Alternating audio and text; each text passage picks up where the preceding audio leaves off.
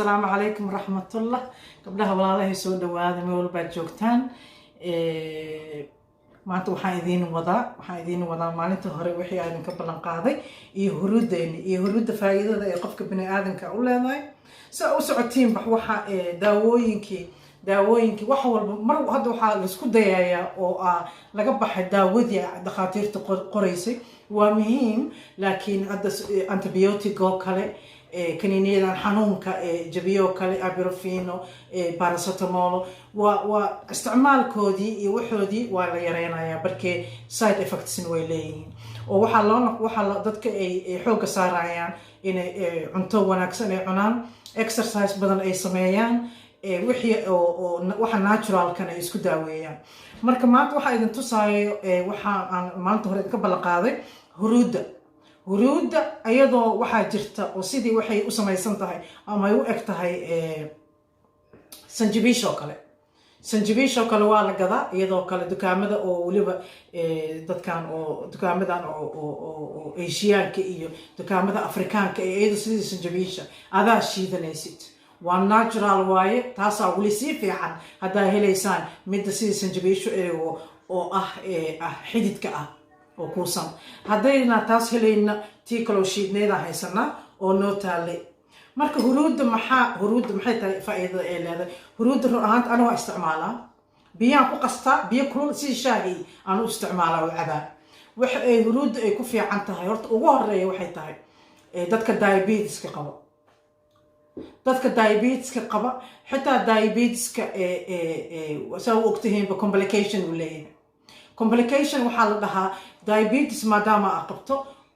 diabetiska xaguu saameynaya waa aragteen indhaha nuur waxa la dhaho indhaha uu saameynaya nervuhu saameynaya qofka bini'aadamka nervihiisa lugaha waa aragtay luguhu saameeya dadka lugaha waa laga checking gareeya barkee nervihii uu saameynaya xididadii uu saameynaya circulationka dhiiguu saameynaya farihii dhiigga si fiican circulationkooda wuu xumaanaya lugihii circulationkooda wuu xumaanaya dareenkiyaa ka tagaaya hadhowta xitaa haddii aad cirbad ku istaagtid ma dareemaysid haddii nabar ku gaarana adoo diabetic qabo uu nabar ku gaaro sidii aad uga bogsoota way adag tahay marka waxyaalaha complicationka la sheegayo oo diabetesku leeyahay indhaha checking baa la marsiiyaa dadka sanadkii hal mar oo laga eegaa gudaha laga eegaa in xididadii wax iska bedeleen ama xidid qarxay ama xidid xirmay waa la eegaa gudaha laga fiiriyaa marka waxyaalahaas uu diabetiska keeno ay ka ilaalinaysaa huruuddu ay ka ilaalinaysaa dadka diabetka qabana way u yartahay sonkorta insulinta iyo sonkorta ay ka caawisaa sida insulin camal sonkorta ay caawisaa ay dhiigga ka saartaa ay unugyadii geysaa yacni aad ba ugu fiican tahay dadka diabetiska qaba marka taas waa diabetiskii waxay kaloo ay ku fiican tahay huruudda oo ay aad ugu fiican tahay waa pain relief waxa way meeshii baracetamol dadka uma aragtay arthritis-ka ama lafuu xanuunaano gacmuhu xanuunaano meelaha laablaabyadu xanuunaano xanuunka korku xanuuno waa sida waxay baracetamol camal u noqonaysaa waxay u noqonaysaa sida kaniini camal xanuunka iyo dadka arthritis-ka qaba iyo aad bay ugu fiican tahay iyo xubnaha laga hayo faraha laga hayo jilbaha laga hayo arthritis-ka lafa xanuunka waxaas oo dhan bay u fiican tahay huruudda sidii shaahi baa u samaysanaysaa bakeeri taasaan ka helay hadda idinku si kale u jeceshihiin waxaad ku darsan kartaa smoothie-ga waxa la shiido cabitaanka ku darsan kartaa aniga si biyo kuleel baan ku darsadaa si shaaha aan cabaa aan ku jeclahay laakiin caanaha ku darsan kartaa caanaha ku walaaqan kartaa anti inflammatory waaye maxaa la dhahaa wax walba inflammation ama inflammation oo korkaaga ku jira ay u fiican tahay huruudda waxay u fiican tahay miisaanka qofka miisaankiisa hadduu weyn yahay aad iyo aad bay huruudda ugu fiican tahay waxaad ku darsan kartaa saa idiin sheegay si shaahi baa u cabi kartiin cuntada ka hor baa cabaysaa maxaa la dhahaa waxay ka ilaalinaysaa unugyada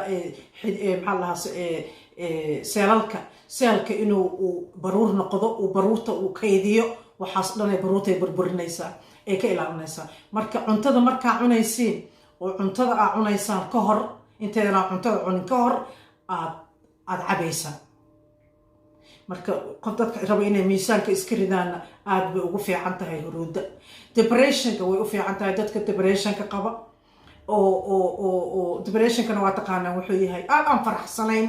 regulation bay ku samaynaysaa waxaa ku jira oo qofka sida hormoonada farxadda ugu fiican tahay dopamine-ka idiin sheegayay oo hormoonka farxadda ah ay kugu badinaysaa maskaxdaada. marka dadka depressionka haayana way u fiican tahay. waxay kaloo u fiican tahay huruudda waxyaalo lama soo sheegi karo huruudda waana wax lasoo ogaado oo scientifically lasoo ogaado lasoo tijaabiyey oo la magaciisiyey xitaa kaniiniyada la isticmaalo oo dhaqtartu qorto qaar bay uga fiican tahay oo huruuddu ay uga fiican tahay. kansarka u fiican tahay waxay dishaa kansarka unugyada samaysmaayo oo kansarka ka samaysan oxygenka ka goysaa ay dilaysaa. marka kansarka breast cancer oo kale prostate cancer oo kale kansaradaas oo kale aad bay ugu fiican tahay huruudda. marka huruudda waxaa waaye waxyaalaha faa'iidada ay leedahay waxaan lasoo koobi karan waaye. annaga korkaa marsanaa wejigaa marsanaa laakiin biyo kulba sida shaaha u cabaysaa sida waxaa smoothiga ku darsanaysaa saa adiga jeceshaha oo ku anfacaysa oo ku jecesh aad u cabaysaa. maxaa lahaa waxaan ugu weyn waxay tahay miisaankay kaa ridaysaa. cunto kasta intaada cunin bakeeri shaaha oo aad huruud ku samaysatay cad. waxaa kaloo ay huruudda u fiican tahay waxaa waaye cholesteroolkay kaa yaraynaysaa. cholesteroolkay kaa yaraynaysaa waana ogtihiin dhibaatada uu cholesterool geysto. cholesteroolka hadda ka hor baa idinkala hadlay. cholesteroolka muxuu yahay? waa baruurta xididada ku jirta oo cayinla kuma xirra qof caato waxaa arkaysaa cholesterool ku badan yahay. marka waa baruurta ku jirta oo xididada xirta oo keenta dhiigkarka iyo keenta iyo sonkorta iyo keenta iyo cholesterool wax fiican maaha. oo dadku inuu wadnaha istaago keenta iyo inuu madaxa dhiig kaaga furmo keenta iyo waxaasaa cholesteroolkaasay kaa yaraynaysaa. waxaas meesha ku jira baruurtaa meesha ku jirta oo xididada dhexdooda ku jirta ay la dagaalamaysaa kaa jajabinaysaa kaa tirtiraysaa. marka cholesteroolkana waa muhiim. wadnahaagu u fiican yahay maskaxdaadu u fiican yahay wuxuu u fiican yahay yani cholesteroolka inuu kaa yaraado ood iska rido aad buu u fiican yahay. cholesteroolka markaad iska rido diabetiskaaga waad ka roonaanaysaa. high blood pressureka waxaa keena xididadiio xirmay oo cariiri ay noqotay. dhiigkarka laguu sheegayo waa xididkiio cariiri noqday oo dhiiggii meel cariiriya maraayo kaasaa keenayo. waa waxa kaniiniyada lagu siiyo. kaniiniga lagu siinaayo xididadii bay dabcinayaan markaasoo dhiiggii u maraayaan. marka tanay kaa caawinaysaa cholesteroolka xididada ku jira ay kaaga bixinaysaa ay kuu fiicnaanaysaa. waxaa kale soo ogtihiin antioxidanta ku jira huruudda. sunta korkaaga ku jirtay kaa saaraysaa. sumanka aan cuntada cunayno hawada biyaha cabayno waxyaalaha aan isticmaalayno ay noo keenayaan ay kaa saaraysaa korkaaga. maqaarka xitaa u fiican tahay antioxidant waa finanka iyo waxaasay kaa ilaalinaysaa. marka huruudda faa'iidooyinkeeda lama soo sheegi karo. waxaan idinku adkeynaya inaa huruudda aad sidii shaahi aad u isticmaashaan oo aad especially dadka diabetic qaba aad sida shaahi u cabtaan. markii complicationka wax xun waaye. aniga isbitaalaan ka shaqeeya waan arkay dadka lugaha laga gooyo oo xitaa farihii hoose lugahoodii farihiyaa madmadoobay noqdeen. marka way dhinteenba. marka necroska faraha madoobaadaan in la gooyo waayo faa'iido kale malaha. waa diabetiska waxaa ku xun yahay dhibaatada uu keeno asaga uu keeno aa kasii weyn diabetiska naftarkiisa aad qabto. indha la-aan buu keenaa. marka waxyaalahaasoo dhan way kaala dagaalamaysaa. marka waxaan ku adkeynaa dadka diabetiska qaba huruudda inaad isticmaashaan insha allah. arthritis-ka iyo lafa xanuunka qofka baniaadanka yani arthritis-ka dadka qaba dadka lafa xanuunka qaba waxaasoo dhan bay u fiican tahay. painkiller waaye. xanuunka kaniiniga sida kaniinigii xanuunka kaa jibinaya camal bay kula isticmaalaysaa oo ay xanuunka kaaga yaraynaysaa.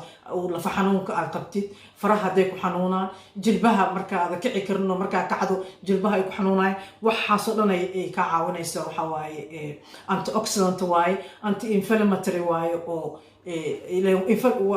inflammatory arthritis-ka lagu sheegayo waa inflammation waaye oo lafihii galay oo laalaabadaada galay. inflammationku waa barar oo kaa galay oo laablaabyadii kaa galay oo magaciisii lafahii kaa galay marka waxaa sameynaysiin isticmaala tijaabiya waxa ay tusaayo aniga wiigiiba waxbaan tijaabiyaa wiigba waxbaan siiyaa wiig huruudaan siiyaa wiiga huruudiisa waaye wiig waxaan siiyaa chai seedka wiig waxaan siiyaa flax seed wiig waxaan siiyaa salary wiig baan u siiyaa marka wixiiba waa wax adig kuu fiican marka kulligood haddaad rabto waad isticmaali kartaa haddaad rabo inaad wad isticmaashidna wiigba wax sii wiig waxaa siisaa huruudda isticmaal wiig waxa salaryga isticmaal teeda kale markaa chai seedka iyo flax seedka iyo pumpkin seedka iyo waxaasoo dhan saa idin tusi waa la isku shiitaa isku mar baa la isticmaalaa wiig baa la isticmaalaa marka wiig saas oo isticmaalaysaa marka biyaha kulul sida shaahi baa u cabi kartaa waxaad ku darsan kartaa waxyaalaha cabitaanka aad cabayso dadka miisaanka iska ridaayana oo especially caloosha oo dadka caloosha xoogaa ay ku weyn tahay iska ridaa intayna cuntada cunin biyo kulul iyo huruudda isku qasanaysaa aa cabaysaan marka insha allah waxaan idin rajeynaa inaad tijaabisaan gabdhaha walaalahay meel walba joogta allah idin xafido aad baa idin salaamaya aad baan idinkaga mahadcelinay turmeric waa taas bacdeedii iyadoo oo shiidan waaye iyadoo aan shiidnayn way jirtaa dukaamaday taallaa dukaamada eeshiyaanka dukaamada dadkan oo afrikaanteenna ah iyadoo shiidan oo sidii xididkii ah